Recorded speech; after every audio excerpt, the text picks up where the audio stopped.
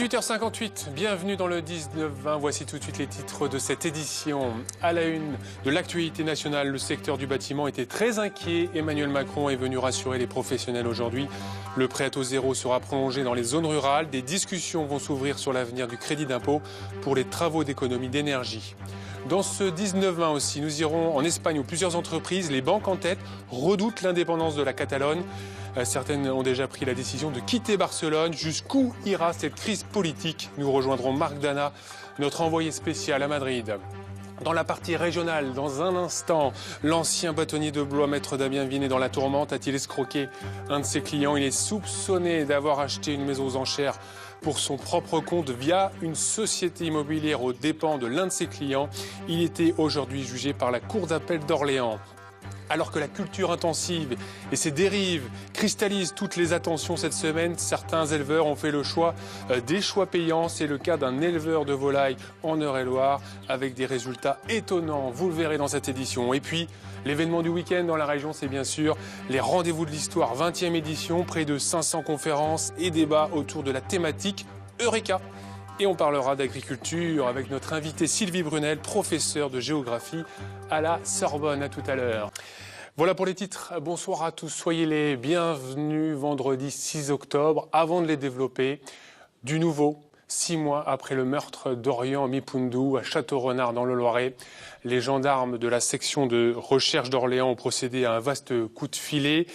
À Château-Renard, là où vivait l'adolescent, 2 jeunes hommes d'une vingtaine d'années sont poursuivis pour meurtre. Ils ont été incarcérés cet après-midi.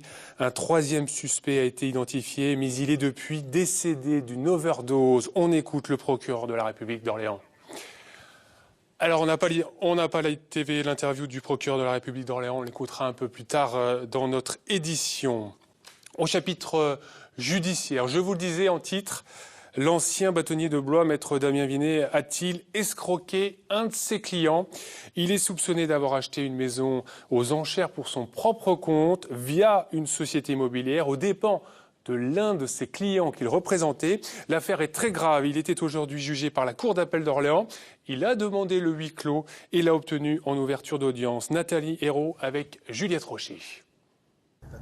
Damien Vinet, l'ancien bâtonnier de Blois, a-t-il des choses à se reprocher pour avoir demandé le huis clos en ouverture d'audience? La Cour d'appel devait se prononcer sur une affaire d'escroquerie dont maître Vinet est au cœur. En 2012, une maison est mise aux enchères à Blois. Stéphane Droyer, marchand de biens, souhaite l'acquérir et confie le dossier à son avocat, maître Vinet, pour porter les enchères. Le bien est finalement vendu à une autre société. Mais un mois plus tard, Stéphane Droyer retrouve ce même bien en vente sur Internet avec le téléphone de maître Vinet. L'avocat aurait donc acheté le bien au détriment de Stéphane Droyer. Pour la victime, le combat est quotidien.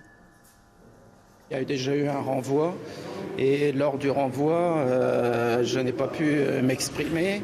On a dit des choses qui sont peut-être pas conformes à la vérité. Et aujourd'hui, j'aurais bien aimé pouvoir parler devant la Cour étant victime dans cette affaire. Et malheureusement, je suis à la porte et je ne peux pas témoigner, entre guillemets. L'accusé, maître Vinet, se veut confiant, mais derrière, c'est bien l'ordre des avocats de Blois qui a interjeté appel. Une première dans la région. Je pense que la Cour fera son travail, comme le Conseil de régional de discipline l'a fait, puisqu'ils ont considéré qu'il n'y avait pas lieu à poursuite. Et donc, je pense que ce sera exactement la même chose. Selon certaines sources, au sein de l'ordre des avocats, il est inconcevable qu'un avocat se constitue un patrimoine sur le dos des contribuables.